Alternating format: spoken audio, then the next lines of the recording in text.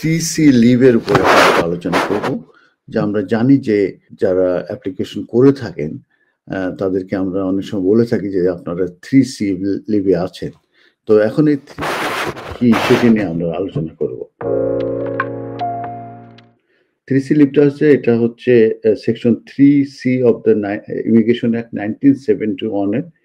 এটা মূলত automatically extend করে কোনো পার্সনের ইমিগ্রেশন পারমিশন যদি সে একটি ভ্যালিড অ্যাপ্লিকেশন করে থাকে ইন টাইমে, তার মানে ভিসা শেষ হওয়ার আগে, এবং সেটা হতে হবে ইনসাইড দ্য ইউকে, এবং সেটা করার কারণ হবে to extend his or her leave to remain or vary their leave, variation application করেছে কিংবা এক্সটেনশন অ্যাপ্লিকেশন করেছে। তো এই যে ইন টাইম অ্যাপ্লিকেশন, এটা মূলত সাবমিট করতে হবে before midnight the date that person current permission expire. মানে আজকে যদি ভিসা শেষ হয়, এই ভিসা শেষ মিডনাইটের আগে অ্যাপ্লিকেশনটা করলে তারা মূলত এই 3C এর বেনিফিট তারা পাবে। তার মানে তারা 3C লিভে থাকতে পারবে।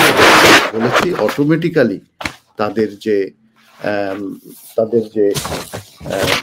যে পারমিশন সেটা কিন্তু এটা এক্সটেন্ডেড হবে, এবং এই 3C লিভটা কিন্তু কন্টিনিউ করবে আনটিল তাদের যে অ্যাপ্লিকেশন এটা যতক্ষণ না পর্যন্ত ডিসিশন নেওয়া হবে কিংবা এটা উজ্জ্বল করা হবে, অথবা এটা ইনভ্যালিড হিসেবে ট্রিট করা হবে। এবং এটা ইনক্লুডিং করা হয়েছে appeal or administrative review period পর্যন্ত। তার মানে যারা অ্যাপিল করবে তারাও 3C লিভে থাকবে, এবং যাদের অ্যাডমিনিস্ট্রেটিভ রিভিউ পেন্ডিং থাকবে তারাও এই 3C লিভে থাকবে। তো এই 3C লিভটা মূলত একটি right to live in the UK, এবং crucially to continue working under the same condition. মূলত তাদের যদি পারমিশন আগে থেকে থাকে সেই কাজের পারমিশন কিন্তু কন্টিনিউ করবে। তো এখানে অনেক সময় প্রশ্ন আসে যে যদি কোনো এমপ্লয়ার তাদের এই কাজের পারমিশন থাকা ছিল আগে, এবং পরবর্তীতে যখন সে একটি অ্যাপ্লিকেশন এক্সটেনশন অ্যাপ্লিকেশন কিংবা সুইচের অ্যাপ্লিকেশন করেছে, পরবর্তীতে যদি তার সে কাজটা কন্টিনিউ না করে, সেক্ষেত্রে কি সেই যে অ্যাপ্লিকেন্ট যার অ্যাপ্লিকেশন পেন্ডিং আছে সেই এমপ্লয়ি তার এমপ্লয়ের বিরুদ্ধে কোনো অ্যাকশন নিতে পারবে কিনা? আনসার হচ্ছে ইয়েস। যদি একটা এক্সাম্পল দেয়, যদি একজন স্টুডেন্ট তার 20 আওয়ার্সের যদি কাজে পারমিশন থাকে এবং সে যদি PSW অ্যাপ্লিকেশন করে এবং সেটা যদি পেন্ডিং থাকে, তাহলে কিন্তু সে তার জবটা কিন্তু কন্টিনিউ হবে এবং সে 3C লিভে থাকবে এবং সে প্রোটেক্টেড হবে, তার লিগালি সে থাকবে, এবং 20 আওয়ার্সের যে পারমিশন তার ভিসা শেষ হওয়ার আগে দিয়েছিল, অ্যাপ্লিকেশন করার আগে দিয়েছিল, সেটাই কিন্তু কন্টিনিউ করবে। সেটা যদি কন্টিনিউ না করতে দেয় সেই এমপ্লয়মেন্টটা, তাহলে কিন্তু এটা আনফেয়ার ডিসমিসালের ভিতর পড়বে এবং তারা কিন্তু তার এমপ্লয়ের বিরুদ্ধে সু করতে পারবে। অতএব এমপ্লয়ারদেরও এই ব্যাপারে খুব কশাস থাকতে হবে। তারা যেটা করতে পারে, যেহেতু আর শেয়ার কোড কাজ করবে না, তারা এমপ্লয়ার চেকিং সার্ভিসের মাধ্যমে তারা কিন্তু কনফার্মেশন নিতে পারে। এটা 7 দিন সময় নেয়।